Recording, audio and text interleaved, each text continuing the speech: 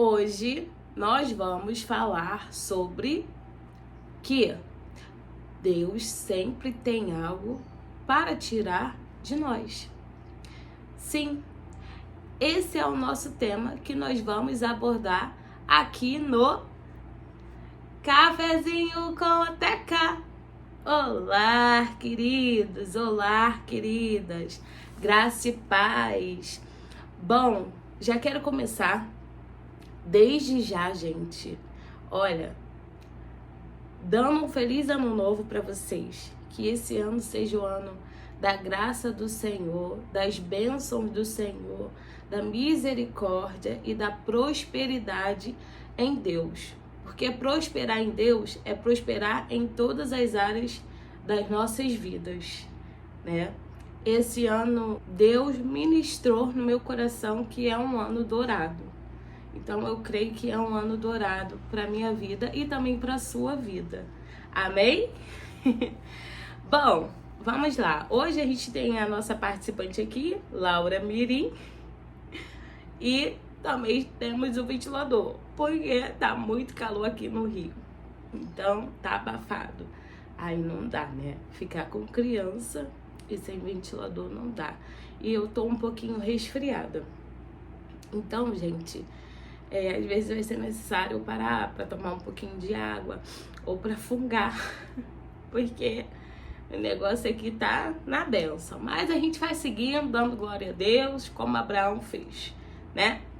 Então vamos lá. Vamos abordar sobre esse tema, que Deus sempre tem algo para tirar de nós. Como assim, Teca? Como que Deus tem algo para tirar de nós?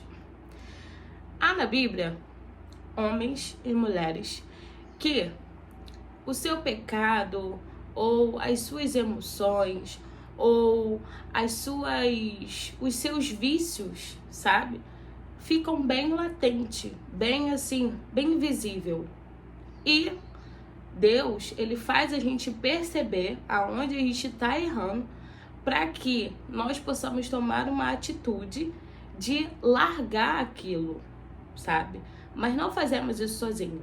Temos que fazer com a palavra de Deus, ou com uma revelação, ou com o Espírito Santo, sabe? Deus sempre arruma uma forma de te falar sobre o pecado, sobre abandonar o pecado, sobre deixar esse pecado, esse vício, sabe? Então, vamos lá.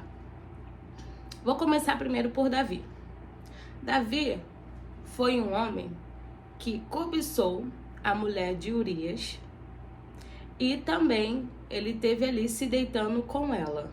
Ele cometeu um adultério, além da cobiça, porque ele viu ela primeiro, né, lá, acho que tomando banho, se não me engano.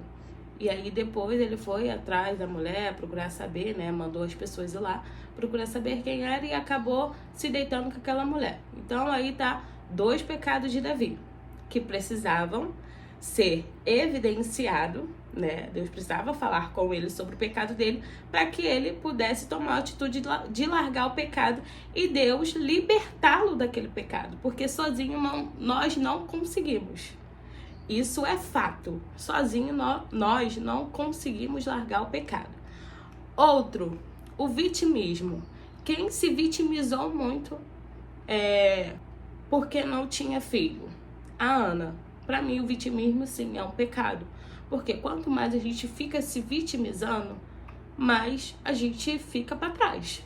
A gente vê as pessoas avançando e você vai ficando para trás. Eu, por exemplo, já fui vitimisma. Não sei se essa palavra é certa. Mas sim, eu já tive o meu vitimismo, sabe? E tipo assim, coitadinha, as pessoas vão e eu vou ficando para trás, entendeu? É esse pensamento do vitimismo e outras coisas também. Então, assim, a gente precisa largar esse pecado do vitimismo, entendeu? Tomar uma atitude e correr atrás. Porque chorando só, se lamentando, não vai resolver nada. Tá entendendo? Outro que cometeu um pecado assim bem bem rebelador mesmo, sabe? Foi Jonas. Jonas foi rebelde. Por que ele foi rebelde? Porque ele decidiu fugir do Senhor. E alguém pode fugir do Senhor?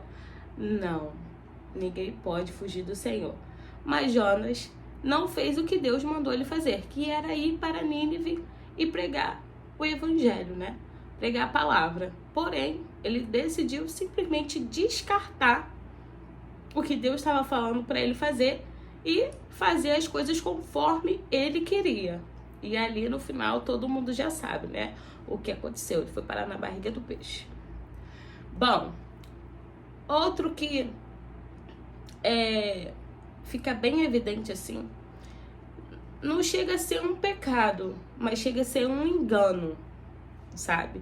Sabe aquele cinismo de quando você bota algo na sua mente e você fala, não, é isso, é isso, é isso, é isso, é isso, é isso? E o cinismo também às vezes pode te levar a pecar. E de quem eu estou falando? De Paulo. Paulo achava que o cristianismo era uma seita. Até que ele tem um encontro com Jesus e as escamas dos olhos dele caem. Quantas das vezes nós estamos cegos? Quantas das vezes estamos acreditando em fato, em algo, porém não é aquilo, sabe? Nós somos assim. Nós seres humanos, muitas das vezes colocamos coisa na nossa cabecinha e vamos naquilo até o fim. Até o Senhor pegar e falar, não é assim, não é dessa forma, não é desse jeito. Abandona isso aí, larga isso aí, porque você está errando, você está cometendo um pecado, sabe? E é assim que Deus trabalha. Deus tira as escamas dos nossos olhos. O que ele faz? Ele traz a luz. Paulo, quando teve o encontro com Jesus, ele viu o quê? Uma luz muito forte, sabe? Então, ele faz isso com o nosso pecado. Ele faz o nosso pecado que está no esconderijo ser exposto para que a gente veja, para que as escamas caem dos nossos olhos. Deus não quer a gente como cego. Ele quer sim nos guiar e nos orientar, mas ele quer a gente com uma visão do mundo espiritual bem aberta, sabe? Para que a gente seja guiado por ele e não pelas nossas emoções, não pelos nossos pecados, não pelas nossas próprias vontades, sabe? E outra pessoa que, não sei se vocês, quando ouviram isso, ficou admirada. Porque ele é o pai da fé. Deus chamou ele primeiro e ele foi. Porém, teve um momento que ele teve medo. E de quem eu estou falando? Teve um momento que ele teve medo. E nesse medo, ele mentiu. Sim, ele mentiu. Ele cometeu um pecado. Acredito que nem ele sabia que aquele pecado estava ali. Mas no seu ato de medo, ele resolveu mentir. Não venham falar pra mim, ele omitiu. Não, ele mentiu. Mentira é mentira, sabe? E de quem eu estou falando? De Abraão. Abraão ficou com medo de perder a sua esposa. Porém, acabou que ele se embolou todo lá, entendeu? E Deus teve que evidenciar a mentira de Abraão. Olha, esse Deus, quando ele é terrível, ele é terrível. Ele, se deixar, faz a gente voltar atrás pra gente poder consertar aquilo que tá errado. Então, Abraão teve que expor a mentira dele lá, né, pro cara que queria casar com a Sara, queria a Sara como mulher de qualquer jeito. E era o cara, assim, das paradas, sabe? Aquele de trono mesmo. E aí, o que aconteceu? Abraão teve que falar a verdade. Vocês estão vendo que o Senhor, ele trabalha de uma forma que a gente, às vezes, não entende, mas que é necessário. Por quê? Porque ele é santo. ele é puro, ele é limpo, sabe? Deus sempre vai querer nos purificar. Assim como a água suja, que é uma água que a gente não pode consumi-la, ela precisa passar pela purificação, assim somos nós. Para que a gente fique limpo, a gente precisa deixar algumas coisas, a gente precisa abandonar o pecado, a gente precisa ouvir o que o Senhor está falando, o que nós devemos deixar, porque Ele quer nos purificar, Ele nos quer limpo, sabe? No ano de 2024, que foi o ano passado, o Senhor tirou muita coisa de mim. E por muitas das vezes eu falava assim, Senhor, tenha misericórdia, tira dessa situação. Por quê? A minha sensação de quando eu estava no processo de libertação foi de quê? Foi de esmagamento. Porque quando você está passando pela libertação, pela transformação, pela mudança até mesmo de caráter, o Senhor, Ele vai te esmagar. Sim, você vai ter essa sensação de esmagado. Não é que Ele quer o nosso mal. Lá na igreja, o pastor usou 3 exemplos, que foi o quê? O processo da azeitona para virar azeite, o processo da uva para virar vinho e o processo do trigo para virar pão. Os 3 são processados para que cada um venha servir de uma forma. Por exemplo, a uva, ela vai precisar ser amassada para ela virar vinho, né? A azeitona ela vai precisar ser prensada, bem amassada, de pressão, para poder virar o azeite. E o trigo, ele vai precisar ser triturado para poder virar pão. Tá entendendo? Eu não sei se eu tô explicando muito bem, mas é por aí. Cada um vai servir para um propósito. E assim é na nossa vida. Cada fase, cada situação, cada estação da nossa vida serve para um propósito. E o propósito da libertação é esse. É sim, é a sensação de você se sentir amassado, triturado. E é isso.